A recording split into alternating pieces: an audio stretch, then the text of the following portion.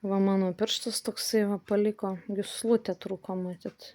Iš niekur atsirado mėlynė tai ir skaudėjo. Ir skauda dar biškį. Tai sako, kad medikam paskambinau, paklausiau, ar čia rimta labai ar ne. Sako, nėr, čia labai ypatinga, sako, tik tai mes tokių, sako, dalykų netvarkom, bet vienas dalykas, sako, turi pati įsivaikščioti.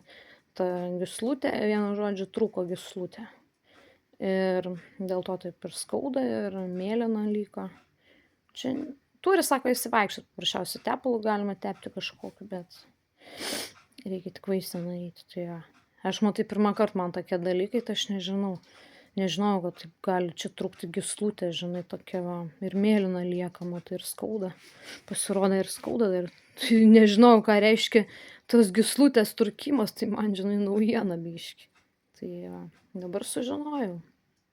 Tai čia turbūt, kai ir kojai panašiai skausmas gali būti, tai taip pat reiškia. Ta mėlynumas tas pirštas.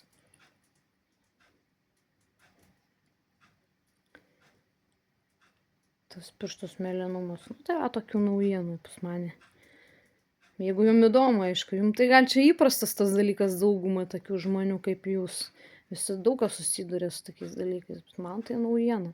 Sako, turi įsivaikščiot, nieko čia baisaus. Aš paskambinau, žinai, kad nebūtų problemų, kad be reikalo lakstyti ir kai jis nesinori, žinai. Trukdytos daktarus, žinai, tik tai norėjau pasiklausti, kaip ir viskas, žinai. Nei tai man noris gultis į tas ligoninės, nei tai dar, kad jūs ten vėl užsidaryt. Nu, tai man jau tikrai užtenka tų gal ligoninių, sakau.